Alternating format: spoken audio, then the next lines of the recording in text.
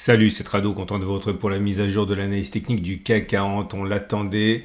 Comme le Messi, les résultats de Nvidia ont été publiés. Ils ont été bons, ils ont battu le consensus, mais on a quand même perdu 5% dans les premiers instants.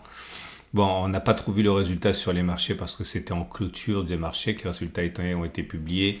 Mais après avoir été extrêmement exigeant par rapport à cette publication qui encore une fois a été mal saluée alors que les résultats étaient objectivement bons et qu'ils ont battu le consensus, on peut se demander ce qui va se passer demain et ça va être l'objet du moment pédagogique de cette vidéo.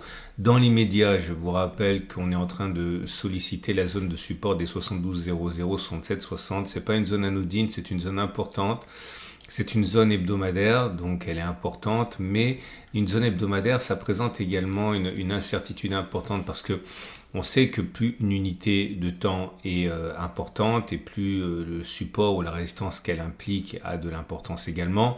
Le problème, et je le dis de manière générale, c'est pas simplement pour les supports hebdomadaires, c'est valable pour tous les supports et les résistances au-dessus de l'unité de temps sur laquelle vous tradez, c'est que si par exemple vous avez une résistance ou un support journalier, c'est bien à la fin de la journée qu'il faut juger de sa cassure ou pas. Si vous avez un support ou une résistance hebdomadaire, c'est bien à la fin de la semaine, le vendredi soir, que vous devez juger de sa résistance ou pas, de sa tenue, de sa bonne tenue ou pas. Ça veut dire que vous avez un long moment comme ça de purgatoire où vous devez attendre de voir si une cassure éventuelle va tenir à la clôture ou si elle va simplement se traduire par une mèche, clairement. Je vous donne un exemple. Imaginons qu'on ait une attaque immonde sur le CAC 40 la semaine enfin le mercredi, jeudi, vendredi, enfin les derniers jours de la semaine et qu'on casse cette zone de support. Il est possible que finalement, en fin de semaine, vendredi, au dernier moment, on clôture à l'intérieur, ce qui se manifesterait simplement par l'existence d'une mèche, mais le support aurait tenu. Et c'est important ça parce que ça veut dire que on a un support à 72,67,60 mais pourrait être malmené en cas d'attaque baissière tout en étant préservé en fin de semaine. Il faut vraiment comprendre ça. Ok, je vais essayer de vous montrer un exemple ici. Voilà, c'est un exemple sorti de mon chapeau. Ici, vous aviez un support. Ok, il a été extrêmement travaillé ici, mais il a tenu finalement. On peut zoomer, bah, ça ne voit pas grand-chose, mais en fait, là, vous voyez bien qu'on a passé 2 semaines en dessous, 2 semaines pendant lesquelles on pensait que le support avait été cassé, mais 2 semaines pour lesquelles finalement on a clôturé, croyez-moi sur parole, c'est pas très visible, mais on a clôturé au-dessus, ça a été préservé. Et donc, il faut vraiment comprendre que si un support ou une résistance est visible sur une unité de temps supérieure, c'est bien sur cette unité de temps supérieure que vous devez juger de sa cassure ou de sa tenue. Ok, ne pas tirer des conséquences hâtives. Bref, je redis pour une troisième fois, on a une grande zone d'incertitude à 72,00, 67,61 et en données journalières, donc je reviens sur mon unité de temps de travail, on pourrait très bien en séance casser, faire, je dis n'importe quoi, mais une séance apocalyptique à moins 8%. Imaginons que ce qui se passe par exemple au niveau des tensions géopolitiques s'accentue, alors que l'on clôturerait la semaine au-dessus de la zone grise, enfin dans la zone grise, et les supports tiendraient, ce serait même un signal de force. Et ça, vous l'avez tout le temps, même sur les données journalières. Regardez ici, vous voyez, là vous avez une résistance, vous êtes d'accord? Eh bien, on voit bien que sur la séance, 4 jours après, on est passé au-dessus, on aurait pu penser que ça allait être cassé, mais en fin de séance, on a bien clôturé en respectant cette résistance et derrière, il y a une baisse. Donc, il faut vraiment comprendre ça. Quand vous voyez un support, une résistance sur une unité supérieure, c'est bien l'unité de temps supérieure qui doit permettre de jauger de sa tenue ou de sa cassure. Ok? Bon, je n'ai pas grand chose à dire, je vous donne des choses importantes, je pense, mais parce que j'ai rien à backtester, j'ai backtesté cette histoire de Turtle Soup, il n'est pas invalidé, il n'est pas validé, pour l'instant ça court toujours, mais cette année dans les vidéos du CAC 40, il suffit que je parle de quelque chose pour que ça ne marche pas, je ne vais pas faire mon cas numéro, mais j'ai un peu la commune, cette année on va voir si ça fonctionne généralement, ok, l'objectif, vous le savez, hein, c'est prendre la distance. Regardez la vidéo d'hier, hein, je ne vais pas refaire le Turtle Soup, donc faire 1,4 mais vers le haut pour l'instant, on n'y est pas. Là ça a fonctionné, ok, on a bien rebondi, là on a bien rebondi, non là celui-là il n'a pas fonctionné. Je vous remontre quelques exemples pour mémoire, là ça a bien fonctionné. Bon, si vous voulez en savoir plus, regardez, là aussi ça a bien fonctionné, regardez la vidéo d'hier. Hein. Je vous montre rapidement les marchés américains parce qu'ils sont directeurs. mais il faut bien comprendre que ces marchés américains ont été clôturés, hein, alors que Nvidia n'avait pas encore donné son verdict, mais le SP500 est toujours dans une structure haussière avec des pics ascendants et des creux ascendants. Donc, tant que l'on ne casse pas, tant que l'on ne clôture pas, vous voyez, pardon, même moi je me fais avoir, tant qu'on ne clôture pas en dessous de 57,40, 56,96, on est en tendance haussière sur le SP500. Sur le Nasdaq, on a eu une petite attaque baissière, mais de rien du tout. Enfin, en clôture, de rien du tout. En séance, on a quand même perdu. Il y a eu des dégagements de prudence, hein, qui nous ont amené à perdre 1,4%, mais on termine avec une bougie à l'équilibre. On est en structure haussière également. Et pour le DAX, ça se joue sur pas grand-chose, mais pour l'instant, on préserve la structure. Alors, du coup, aujourd'hui, le deuxième moment pédagogique dont j'aimerais vous parler, c'est maintenant. Ok, on me demande souvent, alors ça, par contre, je ne peux pas vous montrer la question parce que c'est un mail privé, donc je ne vais pas vous montrer, mais par contre, je vais reproduire ici le message qui était véhiculé. Et on me disait, Trado, est-ce que, parce que dans mes trades, vous voyez, dans les trades que je vous propose, il y a souvent de l'intervention sur le support ou sur la résistance. Et on m'a demandé, est-ce qu'il faut attendre que l'on rebondisse sur le support ou il faut acheter sur le support? Autrement dit, pour reprendre un dicton connu, on dit on ne rattrape pas un couteau qui tombe. Clairement, il faut laisser tomber et puis acheter une fois que ça arrête de tomber parce que les supports risquent de casser. Donc c'est la fameuse idée qu'on ne rattrape pas un couteau qui tombe. Alors, je dirais que ça dépend. Par prudence, il vaut mieux ne pas rattraper un couteau qui tombe. Par prudence, il faut attendre un signal haussier avant d'acheter sur un support. Il faut attendre un signal vendeur avant de spéculer à la baisse sur une zone de résistance.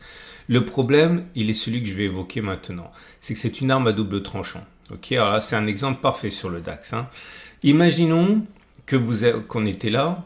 Ok, on va faire comme si on était en temps réel. Et vous dites, bon, on est en structure haussière. On va attendre qu'on revienne sur ma zone de support et puis je vais faire le pari que la zone de support va tenir et je vais acheter. Ok. Imaginons que vous attendiez là, ce moment-là, et vous dites ça y est, on est sur le support. Est-ce qu'il faut acheter ou est-ce qu'il faut attendre, ok, un signal haussier?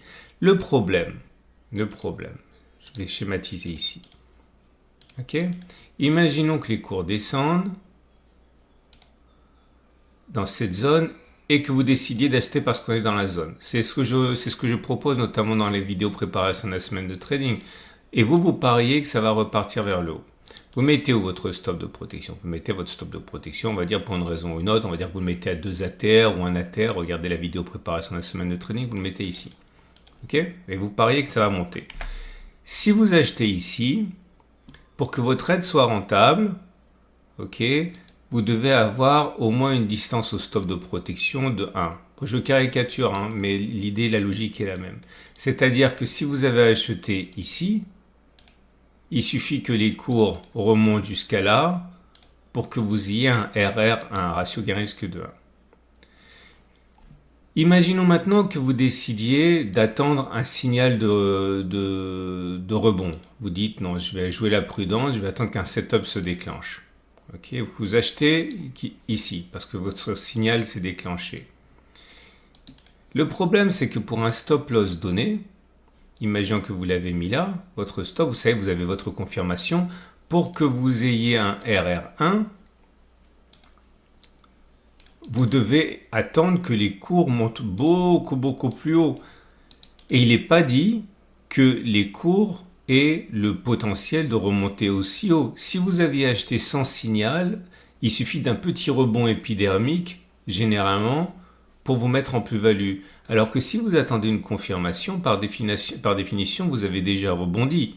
Et si vous avez déjà rebondi, vous êtes plus loin de votre stop loss initial. Je sais que je caricature un petit peu, mais c'est vraiment ce que vous devez comprendre, c'est que plus vous en avez une entrée précoce, plus vous avez un stop loss qui est proche. Plus vous avez rebondi et plus votre stop loss, il est loin. Et je ne parle pas en termes relatifs, je parle en termes absolus. Okay, parce que le marché il s'en fiche de votre terme relatif. Lui, c'est les niveaux de prix. Okay, si votre stop loss il est là, eh bien vous êtes beaucoup plus loin de ce là quand vous avez rebondi que lorsque vous n'avez pas rebondi. C'est l'idée. Regardez ce qui s'est passé ici, je vais découvrir avec vous. Voilà. Là, vous avez un signe de rebond. OK. Alors, si vous avez acheté dans la zone, vous avez acheté là. Si vous avez acheté après le rebond, ok, vous avez donc acheté là beaucoup plus cher. Alors après que vous mettiez votre stop de protection en dessous de la zone ou en dessous des plus bas, c'est ce que vous voulez. Mais imaginons que vous le mettiez en dessous de la zone de support pour vous parer contre une dernière attaque. Là, vous voyez que pour un RR1, ici, vous l'avez atteint dès la première bougie, la bougie suivante. Pour un RR1, ici, est-ce que vous l'avez eu? Non, vous n'avez même pas eu votre RR1. Vous êtes à 0,78 avant d'être déclenché ici. Comprenez ce que je veux dire? Donc, je ne suis pas en train de vous dire qu'il ne faut pas acheter sans signal. Je vous dis simplement, réfléchissez, il n'y a pas de repas gratuit. Si vous attendez, vous vous éloignez. Alors, vous avez des possibilités intermédiaires. Vous pouvez descendre les unités de temps, aller regarder sur les données 1 heure s'il y a un signal, etc. Mais fondamentalement, ça ne change rien. Okay. Ne vaut-il pas mieux investir dans un éloignement du stop de protection en mettant le stop de protection plus bas pour vous laisser de la marge pour une ultime attaque, plutôt que attendre que ça rebondisse et mettre un stop de protection serré. Il n'y a pas de règle, ça se backtest. J'espère que vous avez vraiment compris ce que je dis parce que c'est important. À la limite, sauvegardez cette vidéo. Je ne vais pas en parler maintenant, mais j'ai l'immense joie de vous annoncer l'ouverture du club des tradosoriens.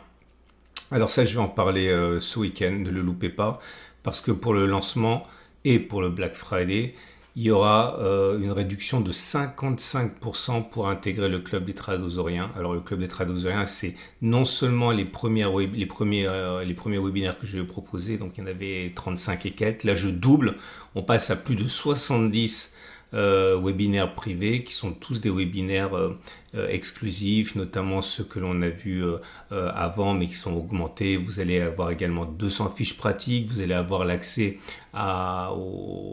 aux visios privés tous les mois. Bref, j'en parlerai ce week-end.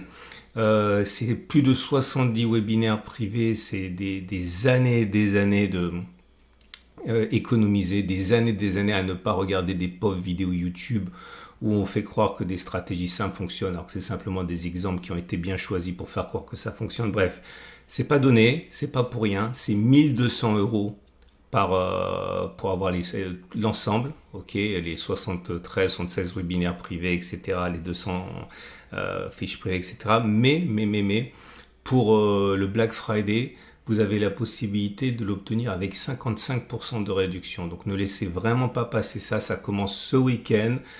Sur mon site, vous avez déjà l'explication, mais je vous en parlerai de vive voix comme ça dans la vidéo de ce week-end. Mais déjà là, vous pouvez en savoir davantage en allant sur mon site. Vous avez un lien en dessous de la vidéo. Bref, je pense vraiment que vous devriez jeter un œil à ça et commencer à utiliser votre temps et votre argent plus intelligemment parce que c'est pas simplement économiser de l'argent que vous ne gaspillerez pas sur des setups fumeux, mais c'est également le nombre d'années que vous allez gagner en passant directement à ces stratégies. Je vous rappelle, souvent je vous montre, voilà, je suis pas très bon pour les vidéos du CAC 40, mais voilà ce que ça donne sur le cercle avec les autres stratégies. Voilà, ce sont ces stratégies-là dont je vous parle. Allez, les trades du jour, c'est facile. Si vous avez un biais qui est haussier, que vous voulez trader à la hausse, vous avez la possibilité soit d'acheter maintenant avec un stop de protection large, un objectif large, je la fais rapidement, paf, stop de protection en dessous, vous avez un ratio gain supérieur à 1. Si vous pensez que ça va être finalement très mal perçu, cette histoire de Nvidia et avec les tensions actuelles, etc., vous pouvez parier sur un enfoncement de la zone ou aller visiter le bas de la zone, stop de protection au-dessus. Alors au-dessus de quoi? Par exemple au-dessus de la précédente résistance, ça fait un ratio gain-risque tout juste à 1. Bon, ça se joue aussi. Excellente journée, à demain pour la mise à jour.